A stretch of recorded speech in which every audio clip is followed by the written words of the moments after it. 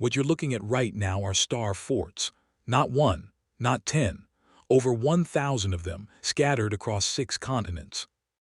Built, according to official history, by dozens of completely different civilizations, in completely different centuries, with no contact with each other whatsoever. Now watch what happens when I connect them. They line up, not roughly, not approximately, not close enough if you squint, perfectly, mathematically, geometrically, with a precision that, if you tried to achieve it by accident, would be statistically impossible. And here's the question that nobody in mainstream academia will answer directly. If these star forts were built by separate civilizations, the Dutch, the French, the Spanish, the British, the Americans, the Chinese, with no coordinated plan, no shared blueprint, no common authority, how are they forming a perfect global grid? My name is Adam, and today we are going to follow this grid to wherever it leads, even if where it leads makes you question everything you thought you knew about human history. Buckle in. This one goes deep. Before we can talk about the grid, we need to talk about the forts themselves. Because most people, even people who are deep into alternative history, don't fully appreciate just how extraordinary these structures are. A star fort, also called a bastion fort, or in Italian, a fortezza bastionata, is a type of fortification defined by its distinctive pointed, star-shaped design. Instead of simple circular or rectangular walls, star forts have protruding angular bastions, pointed sections that extend outward from the main wall like the points of a star. The official explanation for this design is military, and on the surface, it makes sense. The star shape was developed in response to gunpowder and cannons. Traditional high medieval walls were devastating targets for artillery. A cannonball could smash straight into a flat wall and bring it down. But the angled surfaces of a star fort were designed to deflect cannon fire. And the pointed bastions eliminated blind spots. Defenders on one bastion could cover the defenders on adjacent bastions, creating interlocking fields of fire with no dead zones. Smart engineering. Brilliant, even, and totally valid as an explanation for why the design was effective. But here's what that explanation doesn't cover. It doesn't explain why star forts appear in locations that had absolutely no military strategic value. It doesn't explain why some of the most elaborately constructed star forts in the world were built in remote locations, in the middle of plains, on islands far from any trade route, in regions with tiny populations and no conceivable military threat. It doesn't explain why the internal dimensions of star forts on opposite sides of the world, built supposedly by different cultures in different centuries, are often identical or near identical. Their geometric ratios. And it absolutely does not explain the grid. Let me give you some context for the scale of what we're dealing with. The earliest star forts in the official historical record appear in Italy in the early 1500s, places like the Fortezza di Basso in Florence and the Castel Sant'Angelo modifications in Rome. From there, according to mainstream historians, the design spread through Europe, France, the Netherlands, Germany, England, Spain, and then traveled with European colonial powers to the Americas, Africa, and Asia. That's the official diffusion story, and it's neat, it's logical. It explains how a military technology spread through the world during the colonial era, but here's where it breaks down. Because when researchers began mapping every known star fort on Earth and overlaying those maps on global coordinate systems, the pattern they found wasn't the random scatter you'd expect from a technology diffusing outward from Italy in the 1500s. It was a grid, a precise, mathematically structured, globally distributed grid, and that grid did not originate in Renaissance Italy. Let me walk you through what researchers actually found. Because the details here are important, and I want to be precise. The Global Star Fort Mapping Project, which has been undertaken independently by multiple researchers across different countries, begins with a simple exercise. Take every documented star fort, plot its precise geographic coordinates, and then look for patterns. What they found falls into three categories of alignment that, taken together, are extraordinarily difficult to explain by coincidence. The first category, longitudinal alignment. Groups of star forts appear to be positioned on the same lines of longitude, or at precise fractional intervals of longitude, across enormous geographic distances. We're not talking about star forts that are a few miles apart. We're talking about star forts that are separated by thousands of miles, but share the same longitudinal coordinate to within minutes of arc. Take the star forts of the eastern seaboard of North America: Fort McHenry in Baltimore, Fort Monroe in Virginia, Fort Sumter in South Carolina, Fort Pulaski in Georgia. When you plot these on a precise map and extend their longitudinal lines, they don't just cluster near the same longitude. Several of them align on the same line, with a precision that is difficult to explain as coincidence. Given that they were supposedly built independently by different military engineers in different decades. The second category, geometric spacing. When researchers began measuring the distances between star forts, not just within regions but globally, they found something that stopped them cold. The distances between many star fort sites correspond to precise fractions of the Earth's circumference. Specific ratios, 1/6, 1/8, 1/12 of the planetary circumference, appear repeatedly in the spacing between major star fort complexes. This is extraordinary for one reason. Knowing those ratios requires knowing the circumference of the Earth with considerable precision. The ancient Greek mathematician Eratosthenes calculated the Earth's circumference in around 240 BC with impressive accuracy. But the sophisticated use of that measurement as an architectural planning tool, encoded in the placement of structures across 6 continents, is not something any official historical record accounts for. The third category, ley line correspondence. This is the most contested and the most fascinating. Ley lines, the concept of alignments of ancient sites across landscapes, were first proposed by the English writer Alfred Watkins in 1921. For decades, the idea was treated as fringe pseudoscience. But here's what's interesting. When researchers overlay star fort locations with the independently proposed ley line maps of ancient sites, Stonehenge, the Egyptian pyramids, Machu Picchu, Angkor Wat, Easter Island, the correspondences are striking. Not perfect, not universal, but frequent enough and precise enough to suggest something that mainstream archaeology hasn't yet been willing to seriously engage with. That star forts may have been deliberately positioned at points of a pre-existing global geometric system. A system that predates the Renaissance, a system that predates the European colonial period, a system that may predate, by centuries or millennia, the civilizations that official history credits with building these structures. And in the Tartaria research community, that system has a name: the Tartarian energy grid. Now, I want to be very clear about what I'm presenting here and what I'm not. The Tartarian energy grid is a hypothesis. It is not established science. It is not accepted by mainstream academia.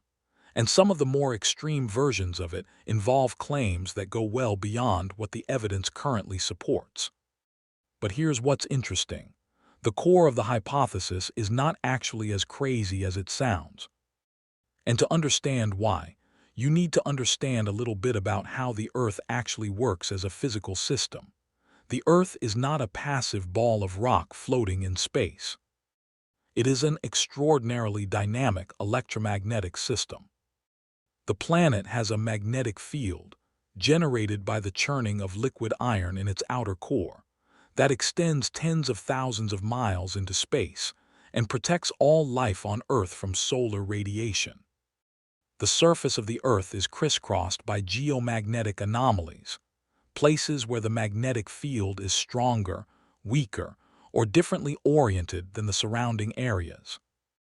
And in certain locations, places that have been considered sacred by indigenous cultures on every continent, there are measurable electromagnetic phenomena that scientists are still working to fully understand.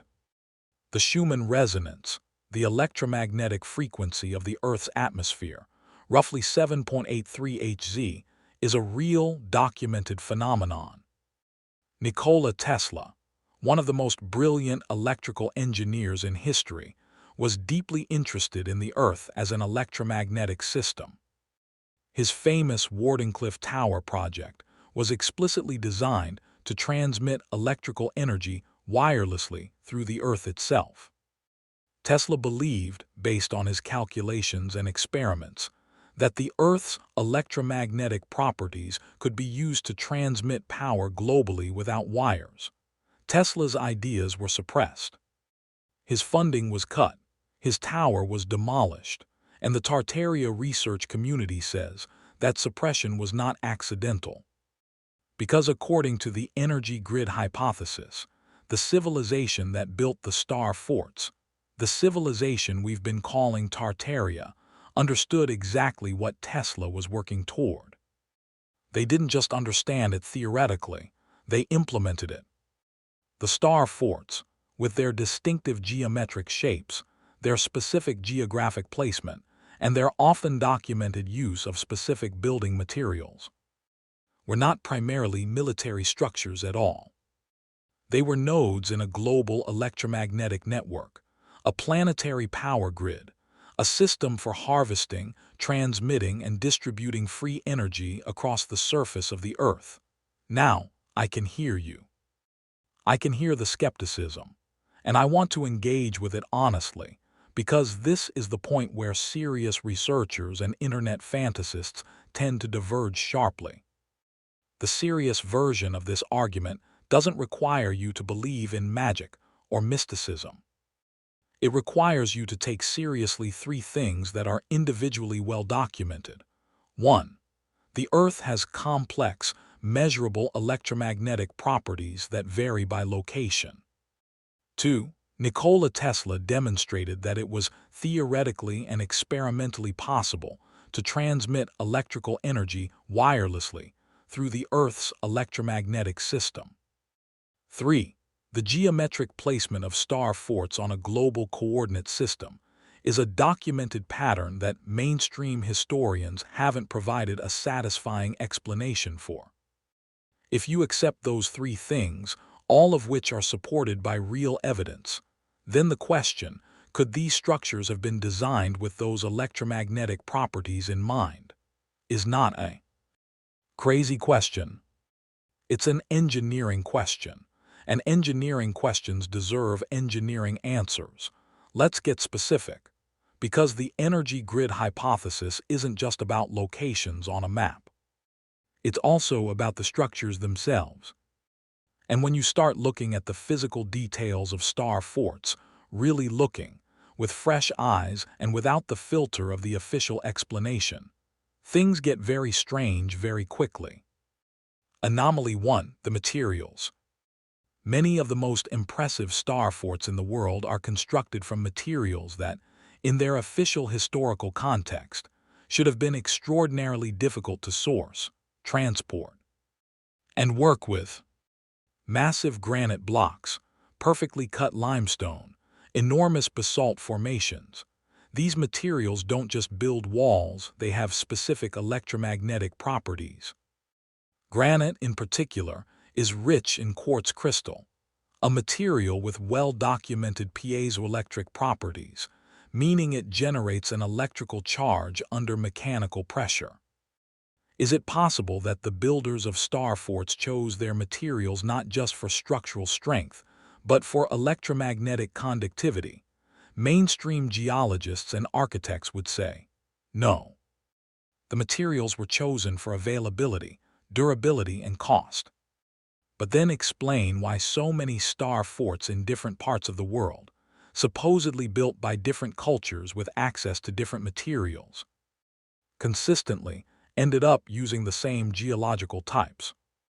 The answer, because those are the best building materials, only gets you so far when the pattern is global and precise.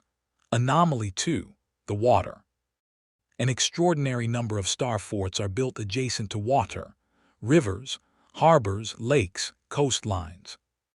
The official explanation is strategic. Control the water, control the trade routes, control the territory. But the Tartaria researchers point out something interesting. Water is also an electromagnetic conductor. The interface between land and water, particularly in areas with specific mineral compositions in the soil and bedrock, creates measurable electromagnetic gradients. Many of the world's strongest geomagnetic anomalies occur at land-water interfaces. If you were designing nodes for an electromagnetic grid, placing them at land-water interfaces would be smart engineering, not military strategy. Anomaly 3. The geometry itself. The star shape of these forts is, in itself, geometrically extraordinary. The specific angles of the bastions, the pointed projections in the most precisely built star forts correspond to specific mathematical constants, not roughly, precisely. The angles of the bastions in certain forts encode the golden ratio, others encode pi. Others encode specific fractions that appear repeatedly in sacred geometry traditions from completely different cultures.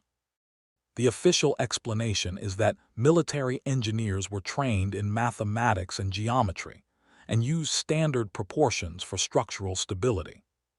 But the golden ratio is not a structural requirement. Pi is not a bastion angle. These constants appear in the architecture of star forts for the same reason they appear in the architecture of the Great Pyramid, the Parthenon, and Gothic cathedrals, because someone, at some point, decided that certain mathematical relationships were not just structurally useful, but fundamentally important. Encoded into stone for reasons that went beyond practical engineering. Anomaly 4. The acoustics. This one gets almost no attention, but it's one of the most fascinating details in the entire star fort phenomenon. Researchers who have physically visited star forts and conducted acoustic experiments have documented something extraordinary. Many star forts have unusual and inexplicable acoustic properties. Sound behaves differently inside a star fort than it should based on simple geometry. There are resonance chambers, sometimes built into the walls, sometimes appearing to be natural consequences of the shape, that amplify specific frequencies. In some forts, a whisper at one bastion can be clearly heard at a bastion on the opposite side of the structure, hundreds of feet away. These acoustic properties correspond, in several documented cases, to the Schumann resonance frequency range, the electromagnetic frequency of the Earth's atmosphere. This is not proof of anything. But it is a question, a very specific, very uncomfortable question. Why would military fortifications be designed with acoustic properties that correspond to the Earth's natural electromagnetic frequency? I want to step into science territory here. Because one of the things that frustrates me most about this conversation, on both sides, is how rarely anyone actually engages with the physics. So let's do that. The Earth's electromagnetic field, the magnetosphere, is not uniform. It has variations, anomalies, and what geophysicists call geomagnetic nodes, points where the field's intensity or direction changes in measurable ways. These nodes are not evenly distributed. They cluster in patterns that, interestingly, overlap with many of the world's most significant ancient sites, and you can probably guess where this is going with the locations of major star forts. Now, mainstream geophysicists would explain this correlation as follows. Humans throughout history have been drawn to settle near geologically interesting locations, coastlines, river confluences. High ground for perfectly practical reasons. These same geological features tend to produce geomagnetic anomalies. So the correlation between ancient sites and geomagnetic anomalies is not evidence of deliberate placement. It's a consequence of humans and electromagnetic anomalies both being attracted to the same, geologically distinctive locations. That's a reasonable argument, but it has a problem. The problem is precision. Because if the correlation were simply about humans settling near geologically interesting places, you'd expect a rough, general overlap between ancient sites and geomagnetic anomalies. What researchers actually find, in the most carefully documented cases, is something more specific.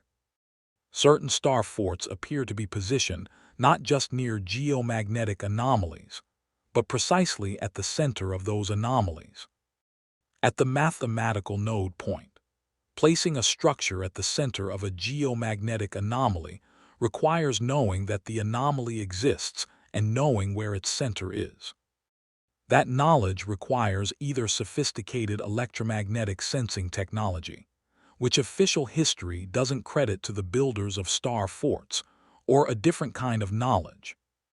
An empirical, experiential knowledge built up over long periods of time through direct observation and measurement.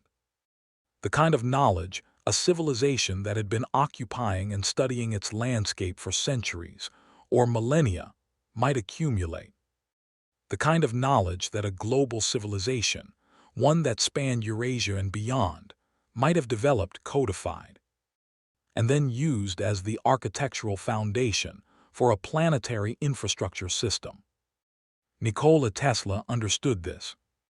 Whether he knew it consciously or not, his work on the Earth as an electromagnetic transmission medium was working toward the same system that the energy grid hypothesis proposes already existed. And Tesla, brilliantly, prophetically, and perhaps tragically, was shut down before he could complete it. Let me take you around the world. Because the geographic scope of this phenomenon is one of the most compelling arguments for the grid hypothesis. This isn't a European story. This isn't a colonial story. This is a planetary story. Europe, the concentration of star forts in Europe is the densest in the world. The Netherlands alone has dozens. France, Italy, Spain, Germany, Scandinavia, they're everywhere. And when you map them, certain alignments emerge repeatedly. The great fortification systems of the French military architect Vauban, who built or redesigned over 300 fortifications in the late 17th and early 18th centuries, form geometric patterns across France that, when extended, connect to star fort systems in other countries with unsettling precision. North America. The star forts of the American eastern seaboard are among the most studied and most mysterious in the world. Many of them were supposedly built in the early 19th century, yet their construction records are thin.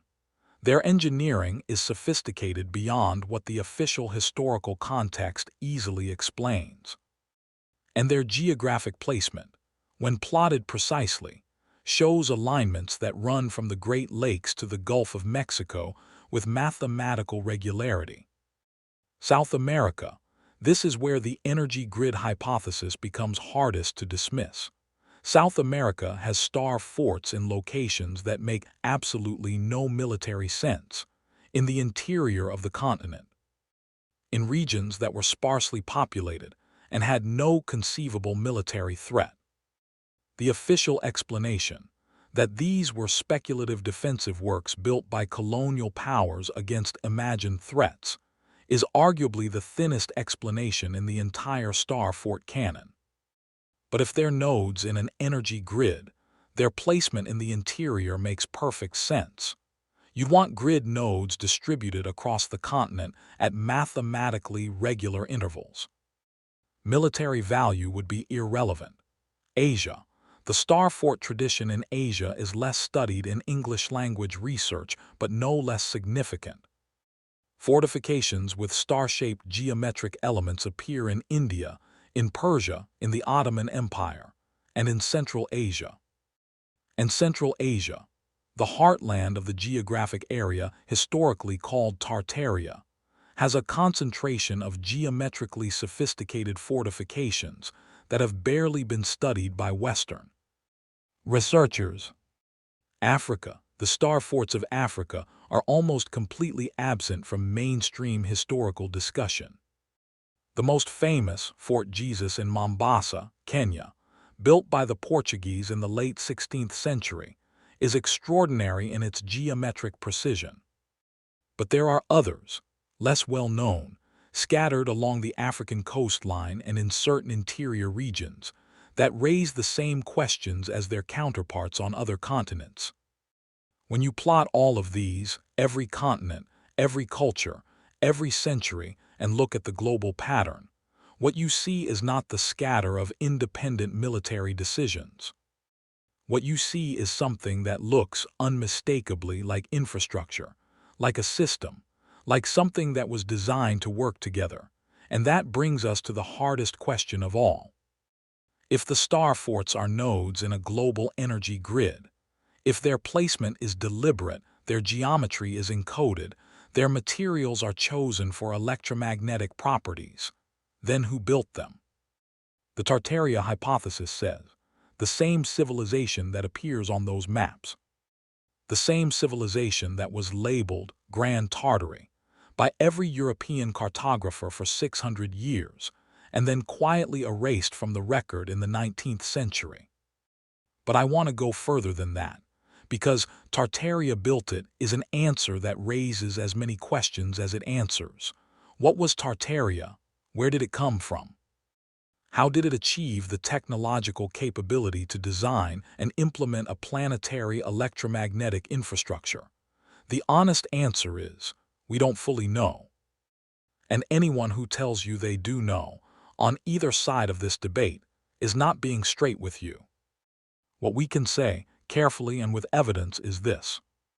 The historical record of Central Asia, the heartland of the geographic area called Tartaria, contains evidence of civilizations of extraordinary sophistication that are dramatically underrepresented.